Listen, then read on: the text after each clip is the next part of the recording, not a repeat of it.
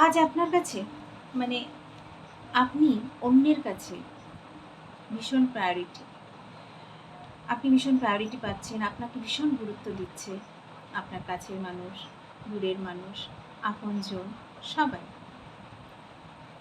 কিন্তু আপনি ভাবছেন যে ওরা আমায় খুব ভালোবাসে, ওরা আমাকে চোখে হারায়, চোখের মনি করে রেখেছে সবসময়, আমি ছাড়া ওদের চলছে না।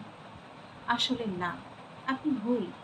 তার কারণ আপনি আপনি যে আজকে ওদের কাছ থেকে যে প্রায়োরিটিটা পাচ্ছেন, যে গুরুত্বটা পাচ্ছেন, সেটা শুধুমাত্র আপনি, তারা জানে যে আপনার থেকে তারা যে আশা করে, যে মনে করে যে আপনি এটা তাদের জন্য করবেন বা করছেন, না চাইতে তারা পাচ্ছে, সেই জন্যই আপনাকে এই গুরুত্বটা দিচ্ছে।